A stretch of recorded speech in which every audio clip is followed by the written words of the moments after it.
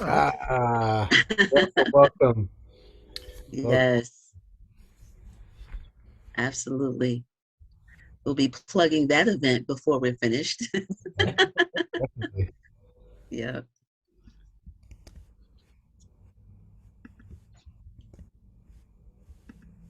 Awesome.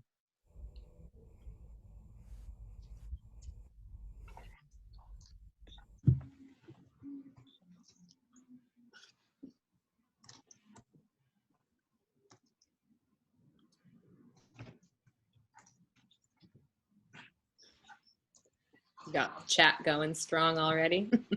Oh, is it? Okay. Yeah. I'm over here typing.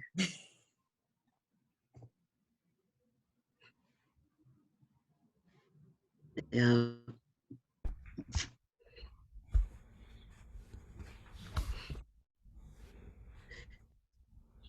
And we're not going to see the chat. So I mean, like, up to you if you want to pull the chat up. I want to see. If you click on like the participants tab and then you yeah, make it. Yeah. You can see it. So that's kind of fun. Awesome. Okay. We'll give it another minute. Yeah. All righty. Cool.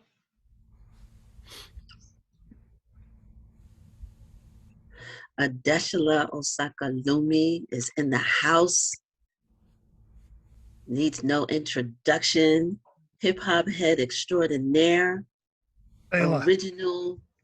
Yeah, Fela, yes. But before that, Ghetto Originals, Jam on the Groove, Hip Hop Theater. Wow. Yeah.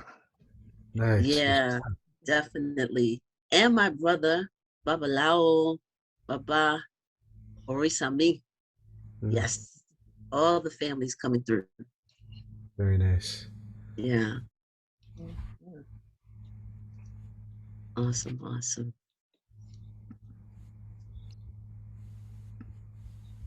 So, Brittany, we'll follow you. All right. Do you want to get started? Fine with me. All right, cool. So welcome everyone. Thanks for attending the virtual book launch event of the newly adapted YA edition of Can't Stop, Won't Stop. I wish I had a physical copy to showcase because the cover is gorgeous, but I do not, unfortunately. And we're joined today by the authors, Jeff Chang up in the left-hand corner and Davey D down in the bottom right-hand corner. So a little introduction just to let you guys know. Oh, there we go. We got a copy. I love it. The sky is trying to. Yeah, hide it. Yeah. Buy a copy to see the whole cover. There we go. Sorry. I'll just make an appearance every once in a while. So Jeff has written extensively on culture, politics, the art, and music. He was born and raised in Honolulu, Hawaii, and he graduated from, is it pronounced Iolani School? Iolani School? Iolani, yeah. Iolani School, I was right the first time. The University of California at Berkeley and the University of California at Los Angeles. And then Dave down in the corner was born and raised in the Bronx and is now a longtime resident of Oakland.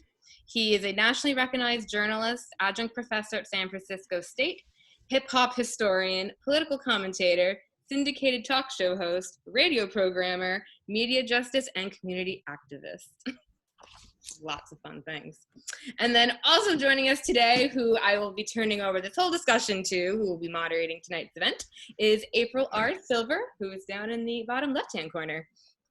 She is a seasoned cultural arts advocate, published writer, editor, and founder of the CEO of Aquila Work Songs. She's a highly regarded for her holistic approach to public relations, serving the communications and programming needs of indie artists to philanthropic foundations alike. And in 2014, Mayor Roth J. Baraka appointed her the Newark's Arts Cultural Development and Tourism Transition Committee. We got some highly accomplished people out here tonight, so it's going to be a really, really great conversation. So like I said, we're all excited to have you here tonight.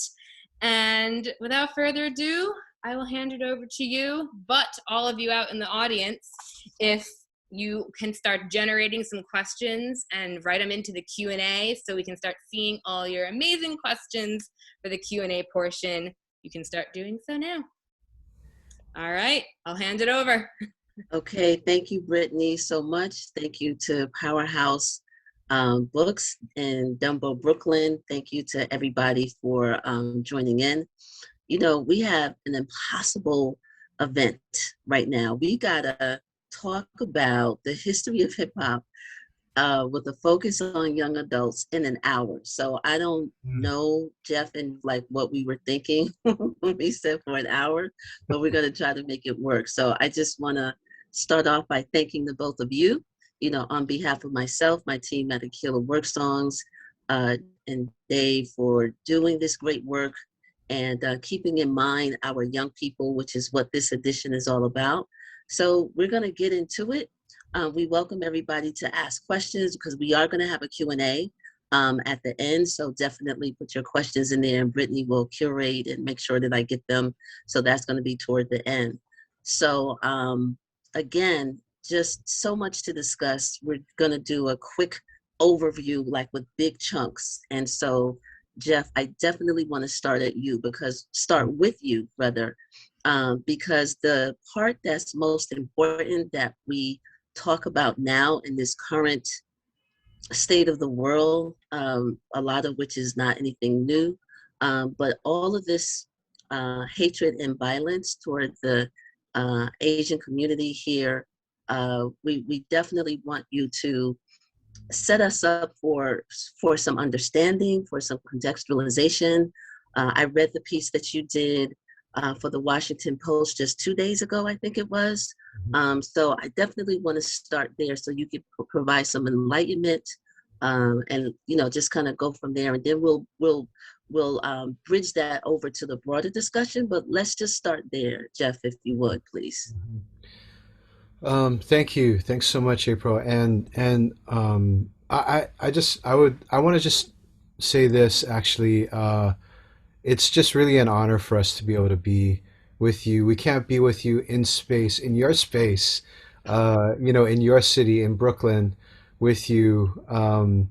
But we couldn't have thought of anybody else to do this launch for New York City, but you. And just thank you so much for all that you've been able to do for the community, for the communities, and for the culture, and for us over all of these years. You've always kept us informed.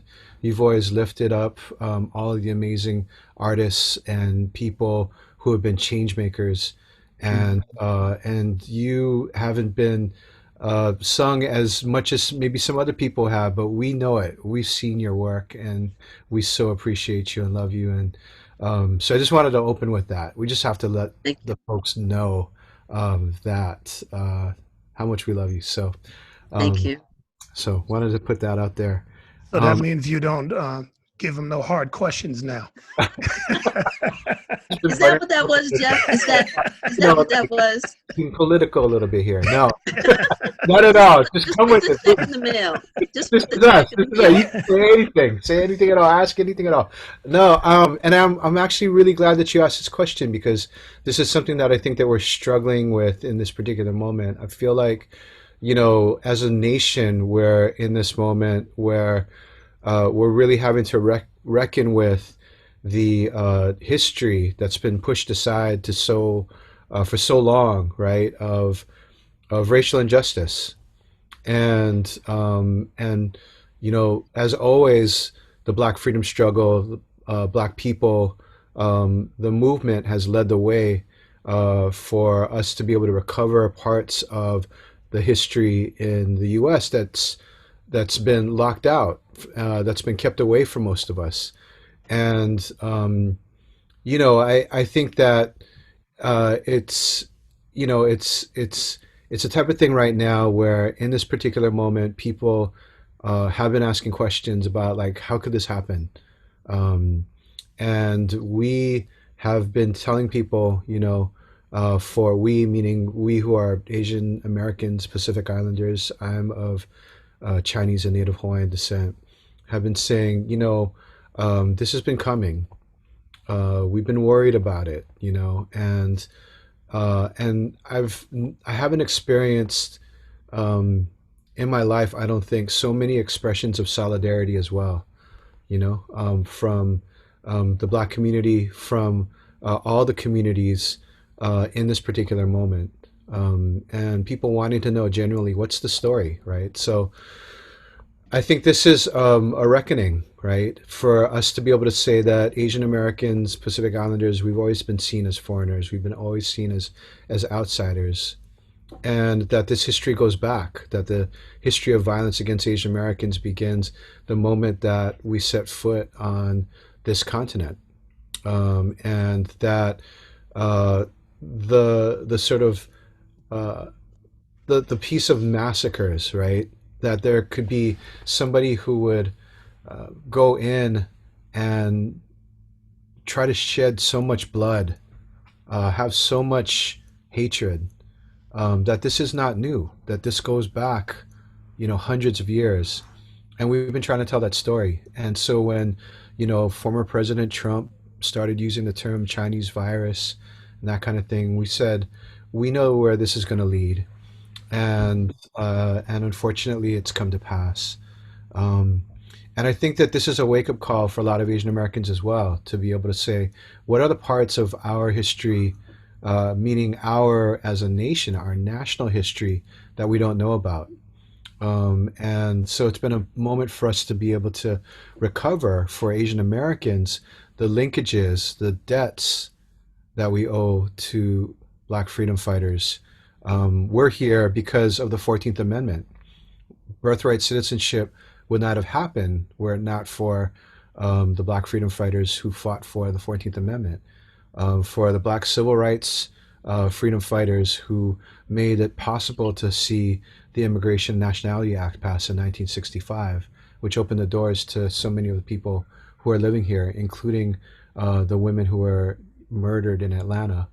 Um, that so much of this rests upon the Black freedom struggle and the Black freedom culture that comes out of it. So, tying maybe this back to the book, um, what we get to tell in Can't Stop, Won't Stop is this history, the kind of history that you don't see in the usual American history textbooks, but which really go to the heart of who we are as a nation and who we need to become, right? Like Langston Hughes said, like, what is the America that we can be, and that we can make together? Um, and I think that that's where the wake up call is bringing us as Asian American, as Pacific Islander community into that particular moment, to hopefully join hands with folks who have already been leading the Black freedom struggle. We're with you. We're with you. We appreciate you. Like, progress, freedom souls, don't know labels and geographical boundaries and like that. The fight for freedom is not limited, to skin color or any of these human, things. Just know that we're with you. It's one struggle for the evolution of humanity. So I want to thank you for your shedding light and your recognition and your contextualization. And I want to encourage people to read that Washington article post, and people will follow you, Jeff. Make sure we all make sure we get our information, because you're illuminating a lot beyond that piece in the Washington Post, and you've been doing it. So thank you, and just know that there's solidarity 100%. So thank you for that. I want to continue to broaden the conversation, and I was about to say Dave, but I should say King Dave, No. King Davey Dave, Your Highness, King Cook. I was sorry, I was about to call you Just by don't call him Captain Cook. That's all. Just we don't need Oh Captain, man. but anything else is all good. For the people but that's listening, we were joking ahead of time, and April goes, "Is there anything that you want me to do before we get started?" And I said, "Call me by my full name, King Dave." It was just a joke. It was said off camera, and here she is, manifesting it in front of a live audience. I get to do that because we family. We family. Dave. We go so way back. I The know only it's thing is my kids and wife won't do that though. They'll be like, right, toss right, out this garbage and, and wash these dishes when you're done. right. That's where the real love is, right? When you washing the dishes for the family. But look, Dave, for real, why don't you give us a little bit of history about the relationship that you have with Jeff and vice versa, and how your lives before this book came to be, which made room for the book itself. Why don't you give us that breakdown and then we'll jump in. Me and Jeff went to Cal, UC Berkeley together, and we really connected, through hip hop. Not like we were hanging out in the block, dancing or anything like that. But I think the fact that I was doing radio, he knew about that. He was able to tap into the shows that I was doing, and we just connected over the years with a shared interest, an interest in music, an interest in culture. And we also came up at Cal at a time when the anti-apartheid movement was jumping off, and the fight to get people like Pedro Nogueira, elected and becoming the first Black student body president. All these types of political moments, we were there, either within proximity of each other or working together. And so that friendship has extended and, been a part, I guess going on 30 years now. And so it's a long friendship and it's a deep friendship. And, I think over various points in time, I think we've, reached out to each other. And in this case, Jeff reached out to me when he had the opportunity to recontextualize the book. This is the 15th anniversary, and he was asked, hey, let's introduce this to a new audience and maybe have a focus for a younger generation. And so he tapped me to co-author with him, which, I was very happy to do. It took 2 years out of the life. And trust me, it's a good thing we have friendships, because we don't have arguments, but man, I've come in here with, 200 or 300 pages, and he's like, yeah, okay, we're going to use 50 of these. And Actually, then less than that. and then Probably he'll sit back and he'll sit back and go, when I was your age, when I did this book 15 years ago, I gave 700 pages and they sent me home and told me to come back with 4. True So story. young man, True you know, story. Get Yeah. it together. no, he didn't send me home to do it. He said, I'll do it for you. But no, it's been a good journey, but it's Got out the scissors and yeah, went to work. it's a good friendship. One thing I want to say though, if I may, to add to what Jeff was saying about the violence that is going on. There's 2 aspects to this. One, many people have been alarmed outside of the massacre of the elders that have been assaulted. These things run on continuous loops from nation to nation. And there is an agenda and something that we can look at when media does that, when all of a sudden everybody pops out and they say, we're concerned about the elders. You weren't concerned about these elders that are across the street that are homeless, and quite a few of them are Asian, right here in the city of Oakland, right across the street. Black elders, Latin elders, Asian elders that are sitting in the street homeless. That is violence. They're evicted routinely by police, right? Mm-hmm. And there is no outcry to say, save these vulnerable people. Point that I'm getting at is that I can give a dozen examples, but what we should be aware of, and this is what the book actually starts off with, is that America has always preyed upon the vulnerable. And the power that one yields is when you can recognize one's humanity or insist that their humanity is recognized in a systemic way, or when you can completely ignore it. And so the violence in the towards Asians is nothing new, as Jeff pointed out in his article. It's just, why are we looking at it in 2021? Well, it might be because you saw several hundred people show up last night in Chinatown, Black and Asian, all of them out of hip hop. Michelle Lee, name is Mush, an incredible poet. Kat Brooks, who heads up the Anti-Police Terror Project, an incredible poet herself, a shrewd organizer, and an actress, right? All of them coming out of hip hop culture, right? It might be the conversation that Mr. Fab had with, I'm forgetting the brother's name, but immediately the day after, him and, you know, his Asian comrades were having these conversations about points of solidarity and unity. The rally that took place last night was not the first one. There was one a couple of weeks ago that brought out 800 people, and one the week before that brought out 1,000. Now, why aren't we talking about that? We're not talking about it because what you saw was a political alignment over the last year, which resulted in political sea change in various places around the country. It might have been in Atlanta with the work that um, um, sister down there is doing along with the Asian allies, or it might be the work that's up here that resulted in changes in the city council for more of a progressive type of deal. With respect to the book, and this is where I'm coming at, and this is the one thing we want people to understand. We start off talking about the devastation of the South Bronx. We start off talking about the Robert Moses getting rid of neighborhoods. We talk about the 30,000 fires that took place. All these things that were just devastating. Because we're telling the story from the viewpoint of young people who were coming up at that time, it's easy to forget that we were the grandsons and granddaughters of elders who had to deal with that stuff, right? There was violence that was levied on those folks, our elders, you know, of all stripes, who had to live in burnt out buildings, who were basically, as Jeff laid out in the chapter, the recipients of this politics of abandonment and the recipients of benign neglect, which was the divide and conquer type of policy that was put forth by Senator Daniel Patrick Moynihan, who basically said, ignore these blacks and start uplifting other groups. And maybe we can, you know, maybe have a little bit of dissension and have people fighting against one another.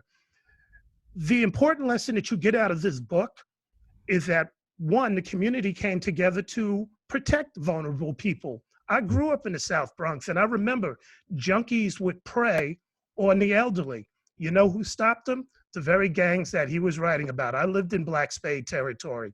They didn't attack our grandparents. They beat the junkies and said, you got to raise up out of these parks, and would walk people home, you know, or what the Ghetto Brothers were doing. And they talk about it. And I've interviewed them as Jeff, where they talked about, we looked out for our elders. That's a story of agency. That's a story of community empowerment. That's a story that's often not uplifted. And that's a story that reminds us that we, even if we are in these labels of gang and whatever, still recognize a basic humanity, if not for anything, for the elders that are in our community. That's You an know what? important story. It is.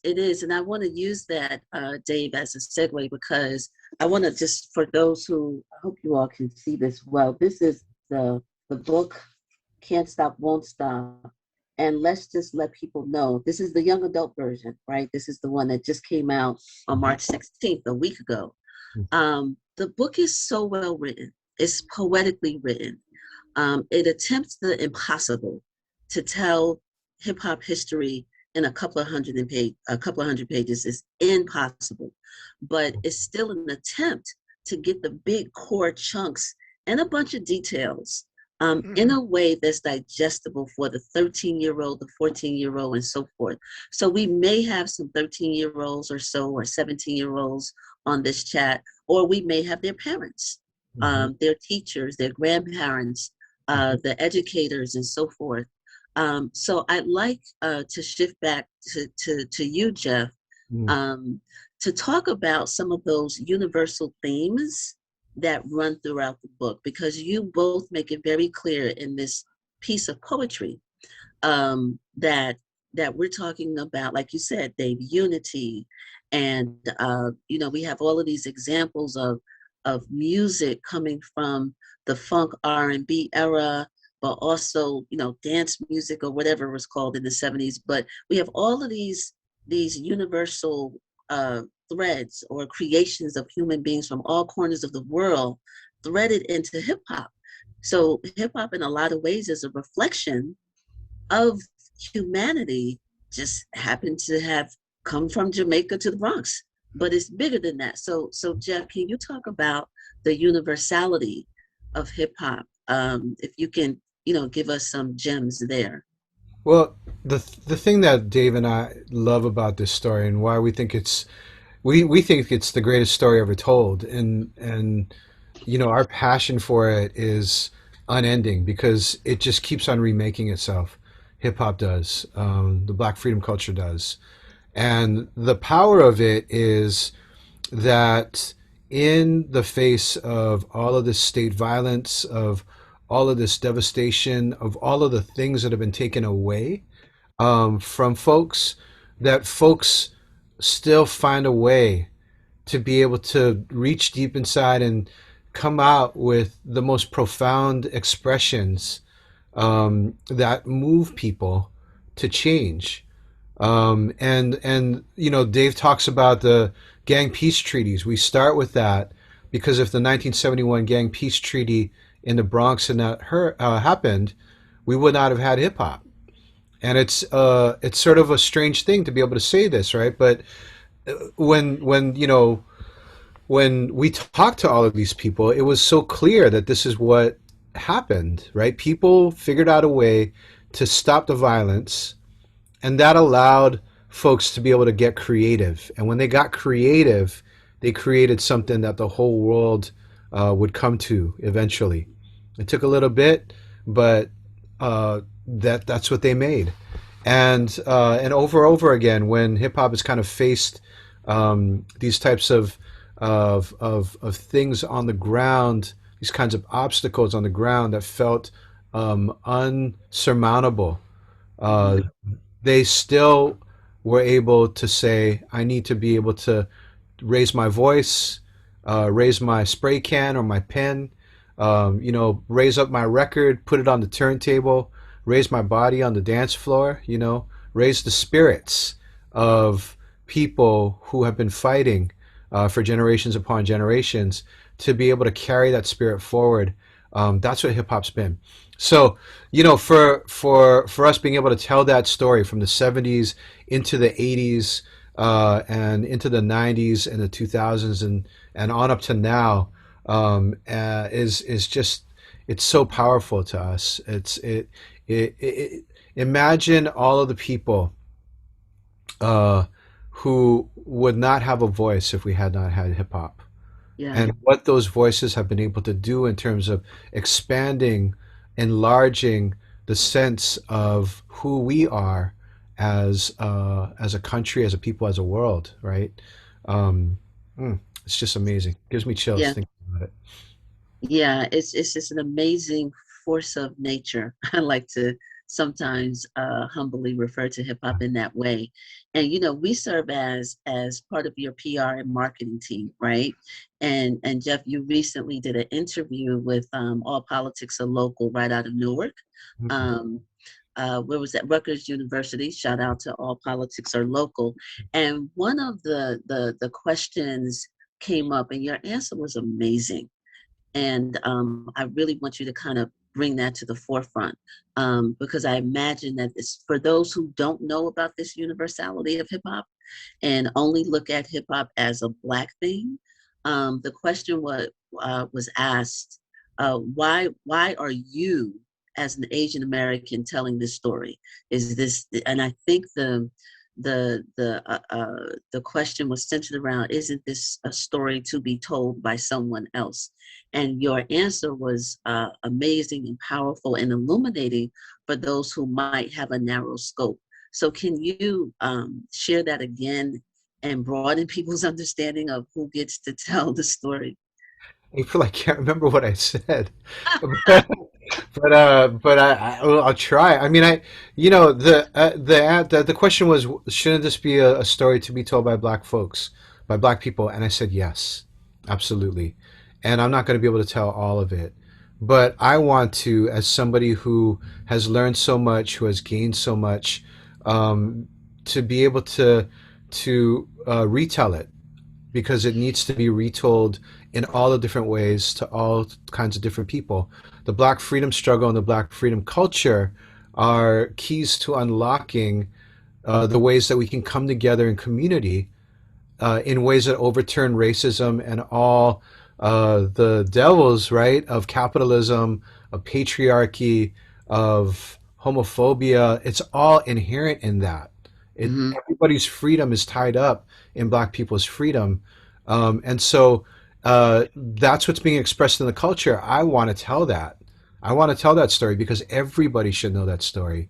It's what inspired me. Dave inspired me. Dave was a huge, huge influence on me, and even though he's my older brother by a few, several, maybe a decade or a century of years, he he he taught me so much, and that's an indebtedness that I have to Dave. I have an indebtedness to you, April, for lifting up the culture in the ways that you've done. I have an indebtedness to the Black freedom culture for opening my eyes to the reality of what this country is all about, and that's a story that everybody should know and that everybody should be telling to each other. Um, Yeah, that we never want to silence or marginalize those who began this and create this and continue to push this forward and lead it. So yeah. I want to just play my role. I want to play my part. And one I thing want I'll to just highlight add to something that this, you yeah, said. But Dave, let me highlight okay. this piece of poetry, and then I'm gonna turn it right over to you. But since you don't remember that response, Jeff, I'm gonna say another piece. I was like, oh, he's a poet. But you were telling the story about how you were a child growing up in Hawaii and you saw your neighborhood gentrifying, right? And all of a sudden, this beautiful island with cheap nature everywhere became all of this concrete with these buildings because it was being gentrified. And you said, I was mad at concrete. I was mad at And concrete. that's kind of what helped you to search for something other than the concrete. And I was like, that's amazing, poetic. When I, oh, he's a poet. Got it. So, a lot of people, when you are of a certain spirit, you can be mad at concrete. It has its role, but it can Mm. be limiting. So thank you for who you be. Ah. Uh, nice plug, right? I didn't even mean that. so so Dave, you wanted to add something, please. No, go ahead. I forgot. So let's just go to the next question. Well, then I would ask you, Dave, to talk about some of the specific things. You're a dad, you've been, and you're a professor at, where are you, Dave? SF State. Yes, San Francisco State. So what can you tell us for those who might be disconnected from young people on a daily basis, right? What do you think that we might miss, or that segment of the community might miss when it comes to understanding young people today? Who the book is for? Can you talk about that a bit? Well, there's a very intentional and systemic detaching from history, cultural history, and even political history. Mhm. There's a lot of revisionism that goes on. There's a lot of exclusion. And it also comes at a time when people are socialized not to think critically. No Child Left Behind means you're good at taking tests, but it's hard to connect the dots. Mm, And so when we come into the classroom on a college level, I mean, believe it or not, I have people that aren't very familiar with Biggie or Tupac in Mm. my hip hop class. I've had Hyro in the class and people didn't know who they were. I've had people go, I've never heard a Tribe Called Quest. And for people like us, it's like, how could that be? They don't listen to the radio. We survey, and I have about 300 students in mm-hmm. 3 different sections. Radio is not even on the top 5 of their source How of they get their information. music, right? Right. So they're subjected to algorithms, YouTube. So if they pull up a Little Wayne, it's going to send them to a Little Dirk, and it's going to send them from Little Dirk to Little Yachty, and it's going to send them to all the littles. They're not going to see Lauryn Hill pop up unless somebody walks in and says, hey, there's this artist named Lauryn Hill. You should check her out. And at the same time, I'm challenged too, because they'll give me their playlist and I DJ. I DJ 3 or 4 times a week, even during the pandemic. And I'm like, Mm-hmm. who the hell are these artists? Because their world is a digital space and is very different than my world right now. Even my kids who are upstairs, because they're watching TikTok and they're being sold something, and they're on, the kids' YouTube and all that's being fed. So I say that to say the challenge that we come into is, and when we wrote this book, is that we know that institutions, systemic oppression is a constant. So we can tell the story if you can recognize that. The names may change. You might not care about Grandmaster Flash versus Lil Wayne versus Nicki Minaj versus Sha Rock, right? But you can understand police terrorism because you're experiencing that. And when you know that we were dealing with it in the 70s and it's right here in 2021, we have a story to tell and we can break bread. You might not know gentrification, or we might not know the word gentrification because we called it urban renewal when we was coming up, right? But they know it's gentrification. But we do know it meant that our neighborhoods would change with no control for us, right? And so people are able to understand that. And so we connect the dots that way. What I will say on the upside is that you're talking about folks who can get down like I've never seen. They organize, they're getting things done. We've seen people marching in the streets, but nobody's talking about the 5 or 6 bills that they got passed statewide right here in the state of California to dismantle police things. Those type of victories. We can talk about, whether or not there is certain questionable lyrics to a particular song, but we also seen them change the district attorneys in some cities, not one, but some cities. We've seen them change city council, not in some cities, but several cities. We've seen them get rid of the police force right here in Oakland, right? This wasn't some old grizzled folks who came from the past. These were folks who live and breathe this culture, even if they don't even see it that way, right? These are folks that all they know is this thing that we can actually say, I remember when there wasn't hip hop, this is all they know, but they get down, their organizing prowess, their fearlessness, their willingness to put, bodies on the line. It wasn't old folks that were holding up the BART train, using the subway system here. And when they got arrested, they said, look, y'all can look at 7 years in jail or you can take this plea. Not a one of them took the plea. These were all women that did that. So that's the other thing we need to recognize. These were all women that was like, nah, we ain't taking no deal. Half of those women were LGBT, right? So these were folks. It's like, in the name of our freedom, we ain't gonna take no plea. And these are stories that hopefully we reflect, in different forms and fashion in the book. But what's important is that there's a fearlessness that I say, Jeff says is part of a long history of Black freedom struggle and culture, but it's a continuum in terms of the hip hop ethos to say, I'm gonna make a way out of no way. Ain't nobody coming, ain't no cavalry coming, so we're gonna do this ourselves. And that's a beautiful thing to see people step up that way. And that's when I go into the classroom, and I'll close with this, you gotta be on your P's and Q's, because one thing my students do have, they might not have the sense of history all the time, but they do want receipts. You got to bring the receipts. You got to show and prove, and that's a good thing. You got an ocean seats, Davey D. So definitely, I want to, for a moment, I'm going to hold up the book one more time.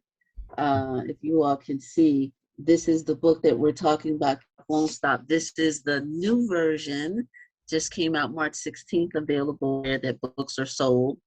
The younger version. And so we're talking with the co-authors, Jeff Chang and Davey D, 2 men who brothers. We got some time, so we want to encourage everyone to questions. I see some chats and comments are going on, but definitely put in a question or a comment that you want to be said publicly, and Brittany Post from Powerhouse in Dumbo, Brooklyn, will at least to me.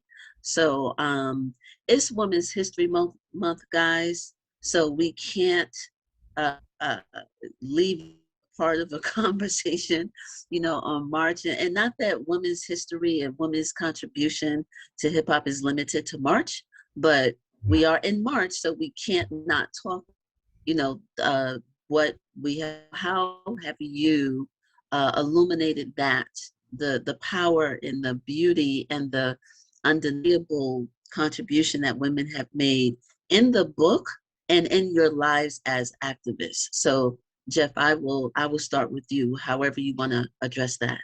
I'll start real quick and then I'll pass the mic to Dave. One of the things that we wanted to really do in this particular edition um, was to really highlight women's contributions, women's work from the very beginning, and normalize it because that's the way it's always been in hip hop. Mm-hmm. Um, you know, I myself, like the whole reason I'm able to be here is that black women put me on as my editors, right? You know, Sheena Lester, Danielle Smith, like these are folks who took me under their wing.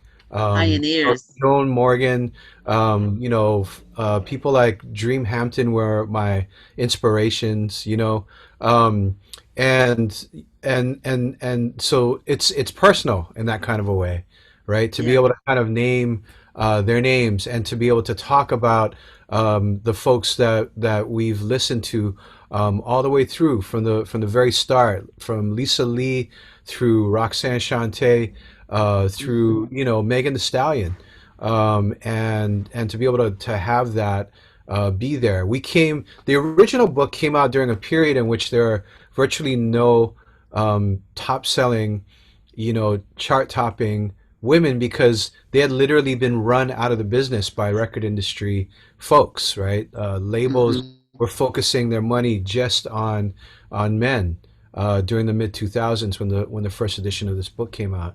Um, so there was a correction that needed to be made, and I think that's what we set out to do. That was one of the primary things we set out to do with this particular edition. I'll pass the mic over to Dave. Before you do that, I'm gonna use my woman's privilege here. But we have you dropped some pioneering women hip hop journalists, like you mentioned, and then as you all know, we've talked about this in our meetings and such. We have the activists as well. We have Rosa Clemente, we have Cotton Candy, we have Yes. Tony Blackman, we Yeah. have, going back to the journalist side, we have Karen Good, Raquel Cepeda. Like, we could just go on and on and on. And so I'll just pause there, and I'm going to kick myself because I know I'm forgetting a bunch. Dave, pick us up. Let Well, I think continue the conversation. one of the things that we were mindful of is that we just didn't want to do a chapter. We do have a chapter on women, right? Okay. But women are woven all the way throughout, from Cindy Campbell being alongside her brother on that first Yep. party in 1973, Yep. all the way up to the end, when we're looking at who organizes. And I think part of what we looked at too is that we extend hip hop beyond just the four elements practitioners. You can be hip hop even if you're not on the mic. I mean, you can, like Kat Say Brooks, that. Say that. she can get on the mic if you want, but she's also a dope organizer that is fighting police terror.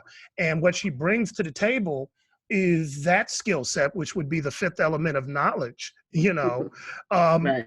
but we recognize her leadership and salute that and understand that that is part of our generation as well. It could be a Rosa Clemente, who ran for vice president of the Green Party. That's monumental.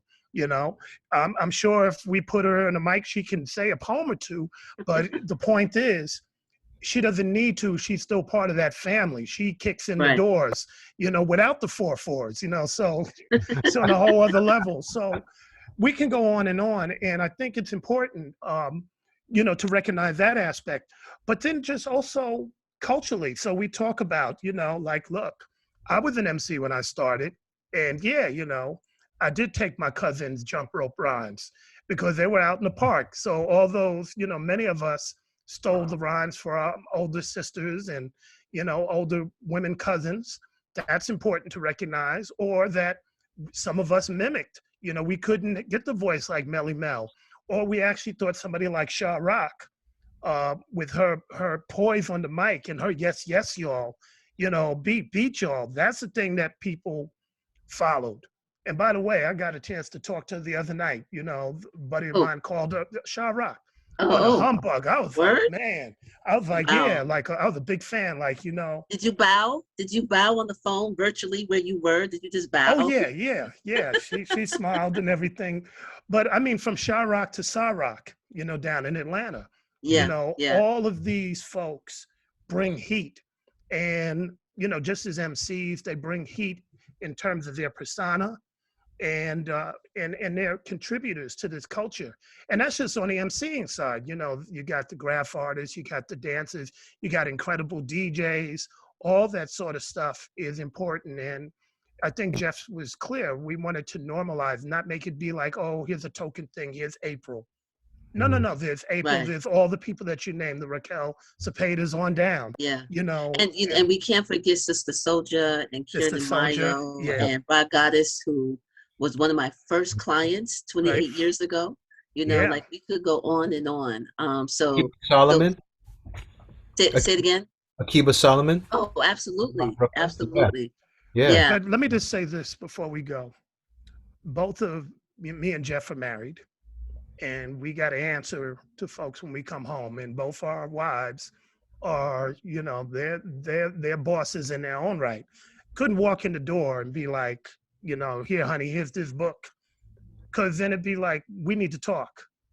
How we married, 15 years, and you misrepresented us, and I'm sure Jeff would get the same thing. And I got a daughter that's old enough that would be like, Daddy, this is, we're not in the book. Why? So Right. Right. be Dave's It's the, all held love. accountable. Dave's the king, but he's not the boss of his house, and No, I can not say by a that. long shot. Yeah, I Jeff came love it. over the other week and he saw, when the house Who was was No, really messy. running? no. Hey, I know who the royalty is in the house. She Yeah, was real nice to you. It's like, oh, Jeff, okay, and gave me that look like, yo, she's very. when Yeah, he she was leaves very his house, I love we're it. gonna have I a love talk. it. Yeah. Look, family, we do have a question. I want to, we have just a couple of minutes. Where are we in terms of time? We got a couple of minutes. So here we have one question, but let me encourage everyone to put your question in the chat. Our wonderful host will go through. And the book is Can't Stop, Won't Stop, Young Adult Edition. The website is Can't Stop, Won't Stop, all one word. And follow Jeff Centronics. That's where you are on Mhm. social media. Dave on social media is Mr. Davey D. The D is just the singular letter D on social media. So just get your head wrapped around that. We got a lot of events coming up. We'll be doing Hip Hop Ed on April 6th. Mhm. Yeah, looking at the calendar, April 6th. We got Marcia Pendleton on WBAI. Just a lot of good stuff going on. So follow us and stay tuned for whatever we don't cover here. So the question here from Timothy Jones, speaking of Hip Hop Ed, Okay. my Awesome. Howard brother. Yeah. Yeah. What do you see as some of the benefit for older individuals to read this version of the book that is being written for a younger audience? So Mm. take it away, guys. Well, Uh, it's updated mhm. to 2020 for Mm-hmm. starters. And I think it's always good to revisit the book. First of all, I mean, in addition to all the new material, I think it's good just to have maybe a different type of focus that we tried to bring that I Mm-hmm. think will allow you to do a different type of dance with a younger audience. It's not dumbed down. That's one thing I would say, Yeah, because sure. you think young adult, you think, oh, they dumbed it down. We brought the heat. It's just that maybe the referencing points would be a little different than it would be 15 years ago, as it should be to reach my daughter and her crew. That would be Yeah, one thing. I'd say about two-thirds of the book is probably brand new, fresh, and it's just, to your point earlier, right, April, it's sort of, thinking about the moment and what the moment requires. So the moment requires now, I think, for us to be able to move ahead. The first edition, the adult edition, if you will, right, 2005, ended in 2000. That's an entire generation. 20 years is an entire generation that's passed. And so when Monique, our editor, Monique Patterson, again, black woman who put us on, when Monique came to us and said, "Hey, we want to we want you to think about like making this available for a new generation. There's a whole generation worth of movement, of art, of change that's happened in the last 20 years that we had to talk about. So, you know, we talk about the impact that was kind of hinted at in the first edition of media laws, right? How that begins to change the voice of hip hop and limit the number of voices that are being heard. We talk about the underground movements that blow up and first across the country and then really around the world. We talk about the global influence of hip hop. And we talk about, I think, the rise of super megastars, right? We were just at the beginning of that particular point, you know, at the turn of the 90s into the 2000s. And then, of course, we end the last chapter is about the Black Lives Matter movement. And we trace that really back to the kind of hidden stories about all of the activism and organizing that we did with the National Hip Hop Political Convention. There we go, you know, with Rosa Clemente and And so the, many others, yep, right? and the, yep. Raz Baraka, and the whole newer crew, holding it down for us out there. Um, so all of these things are stories that I think need to be in the picture and need to be told. These are the stories that we felt like we wanted to make sure the next generation would be able to have access to. We think that ought to help explain to them what the world is that they actually are moving into right now. And and if you don't want to read the book, you can get the audio book, which Dave and I read Good actually. plug. Yeah. Yeah, And you know, Dave's been on radio. He's got that smooth radio voice, and then there's my chapters as well. But I think it's great. You know, I think it's just it's an opportunity to be able to tell the stories in a fresh new kind of a way, and we're really excited about people getting a chance to read it and hear it. One yeah, other aspect that I think is important too, history, hip hop is always evolving. And even though we were supposed to have this done last summer, Yeah, we were behind, and the pandemic came, and yeah, then we updated it all the way up to past the pandemic, all the way up right before the election. But yes, even then, there were things that we left out. We got D Nice, we got the versus thing, we got George Floyd, all that, but we didn't get Ice Cube in his contract, right? So there, and that was taking it all the way up to the wire. Why am I saying that? Because right now, as we speak, there's a lot of stories that people want to tell. They're regional stories, right? And so in the yes. book, we see ourselves passing off the baton. We acknowledge that there's a 40, 50-year-old Oakland history, a 40, 50-year-old Philly history, a 40-year Houston history. We know that all these cities have histories that you can do entire books on to themselves. And so our job was to acknowledge that, give you a little taste, and then pass the baton, knowing that, you know what, we've covered the whole South Bronx narrative. You don't have to cover that ground. Now you can focus in on these specific stories that are really germane to your community. And so we see ourselves as part of this larger, what I would say, call and response type of thing, right? Yeah, That we picked up from 1968, we carried this, we gave you these things, move on. There are pioneers now, maybe might be a Charlie Rock or DXT and others, right? Who are, want to tell these deeper, richer stories about what they experience. And those are important. So they don't have to give the whole political framework, that we gave in this book. You can just tell those stories and we can enjoy them because we have this baseline knowledge of, yeah. of how it began. And so that's part of what we envision ourselves doing, that we want to make sure that this is a jump off for other generations and other aspects of the culture to come in. But I'm sitting here and I'm like, this is an amazing synergetic, organic moment because as a baseline or as a jump off, you're absolutely right. Because even within the stories that you all both tell so poetically, there's layers to that. I just Mhm. had a conversation. We were just Adeshala Osakalumi from Ghetto Originals and, B-Boy Extraordinaire. There's layers to even, as he calls it, social dance.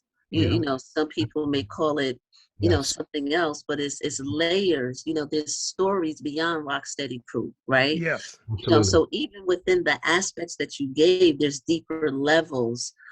So I really appreciate you all providing that baseline and understanding how much more there is to tell. That's why I started off by saying this is an impossible task, Right. Yeah. to try to get every level. But But remember, we're in the classroom. So I'm right, on the college level. My wife hmm is kindergarten, right? yeah, So again, I come back. I'm at a pretty good university, the only one hmm that has an ethnic studies department, right? hmm We have, one of the, we're there. And people don't know about the Black Arts Movement. they don't. They Right, don't. right, They absolutely don't. They haven't heard of the Last Poets. They haven't heard the story of the South Bronx. They right. really haven't. And so we're charged with a task. We have two tasks. One is to tell the story and fill the gap. But as we're doing that, history is being rewritten to exclude us. So I'm coming into a class where people going, slavery wasn't that bad. Why? Because in some parts of the country, they're actually calling us immigrants and not enslaved Africans. Yeah, I've That heard is that. happening. Yo, Um, you don't have even. right Yeah, now in many places, people got to follow an agenda. Like my daughter came in, she's in one of the schools, and they're like, hey, they didn't talk about Malcolm X's birthday, and they didn't talk about, the Martin Luther King. They're not talking in Oakland.